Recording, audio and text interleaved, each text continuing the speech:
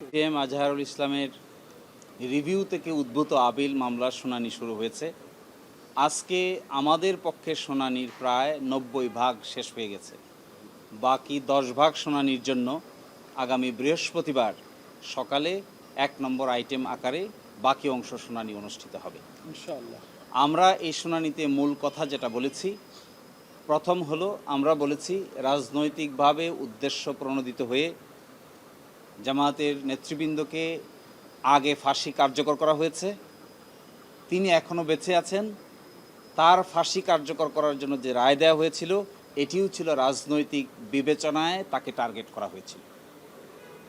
কারণ হলো যে একটি ঘটনায় তাকে ফাঁসি দেওয়া হয়েছে, সেই ঘটনায় সাক্ষীরা এসে আদালতে বলছেন যে তারা 3 কিলোমিটার এবং 3.5 কিলোমিটার দূরে থেকে তারা দেখেছেন যে আজহার সাহেব নাকি ঘটনার সঙ্গে জড়িত।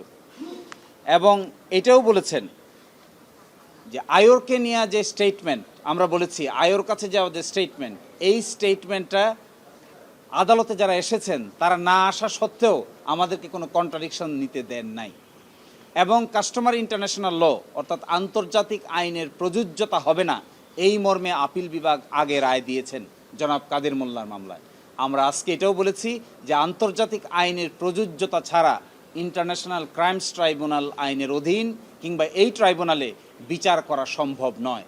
আমি আশা করব আমাদের আপিল বিভাগ পূর্ণাঙ্গ বেঞ্চ আন্তর্জাতিক আইনের প্রযোজ্যতা এখানে অবশ্যই পজিটিভ অর্থে ডিসাইড করবেন।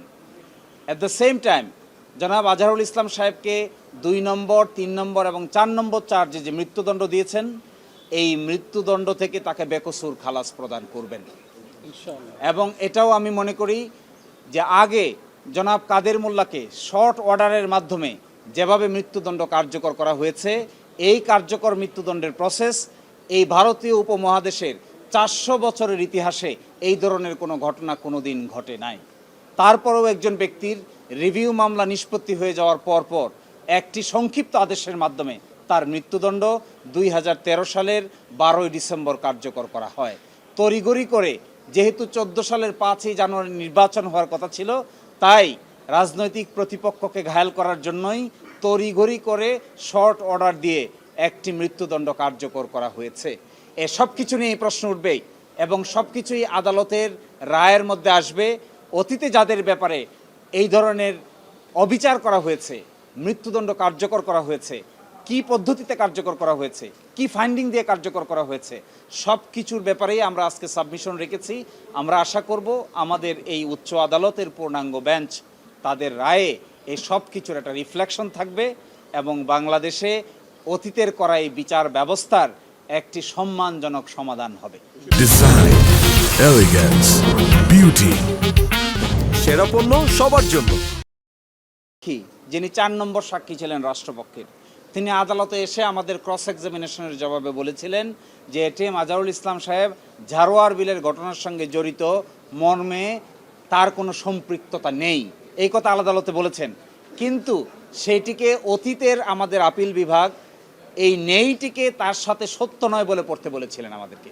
আজকে আদালতকে আমরা এটা দেখিয়েছি যে সাক্ষী যখন সুনির্দিষ্টভাবে বলেন যে তিনি ঘটনার সঙ্গে জড়িত নেই, এর মধ্যে অন্য কোনোভাবে পড়ার আর কোনো স্কোপ নাই।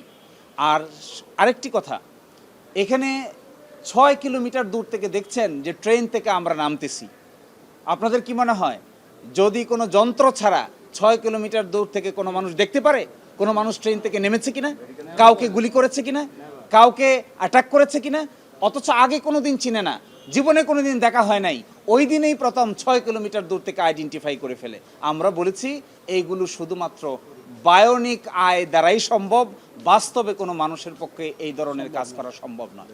কেলেঙ্কারির কথা বলতে চেয়েছি যে স্কাইপ কেলেঙ্কারির সকল ইমেল, সকল অডিও ডকুমেন্ট এবং সকল পত্রিকার রিপোর্ট, সব কিছুই আমরা দেশি বিদেশি রিপোর্ট আদালতের সামনে উপস্থাপন করেছিলাম। তখনকার দিনের ট্রাইব্যুনাল আমাদেরকে এই সমস্ত বিষয়ের উপর আর্গুমেন্ট করে বলছেন যে এগুলো আদালতের দেখার বিষয় নয়। অথচ এখনও পর্যন্ত সেই ইমেল কমিউনিকেশন, সেই অডিও স্ক্রিপ্ট এবং সেই আন্তর্জাতিক এই রিপোর্ট ইকোনমিক্স থেকে সব জায়গায় রিপোর্ট হয়েছে, এগুলো সবই আমাদের কাছে রক্ষিত আছে।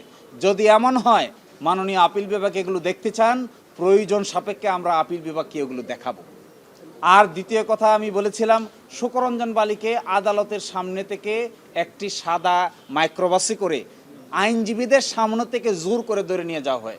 তাকে পরে ভারতে পাওয়া যায়, ভারত থেকে তাকে সাজা দেওয়া হয়, সেখান থেকে তিনি বাংলাদেশে এখন বাড়িতে বসবাস করছেন। আমরা বলেছি এগুলো প্রমাণ করে যে ওই ট্রাইব্যুনালে যে বিচার হয়েছে তা সব কিছু হয়েছে অসৎ উদ্দেশ্য প্রণোদিত এবং কতিপয় রাজনৈতিক নেতৃবৃন্দকে সাজা দিয়ে রাজনৈতিক উদ্দেশ্য হাসিল করার জন্যই এই সমস্ত কাজ করা হয়েছিল।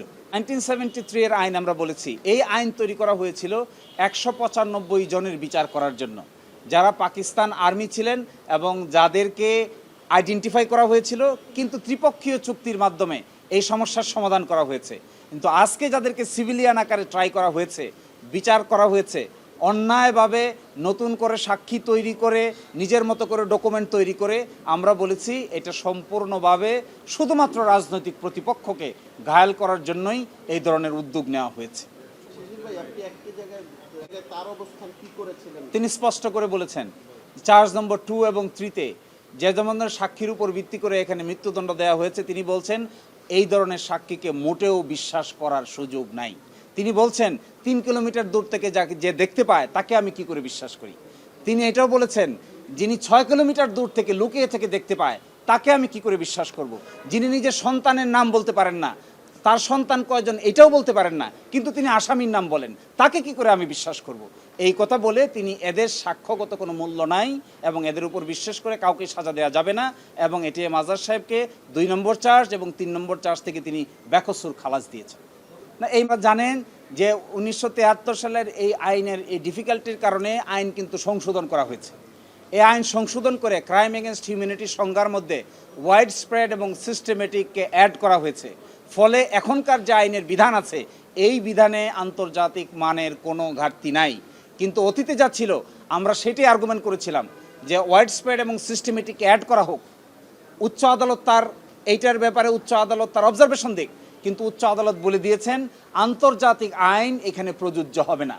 কিন্তু এখনকার আইনে আন্তর্জাতিক আইনের প্রযোজ্যতা সংশোধন করা হয়েছে। Thank you.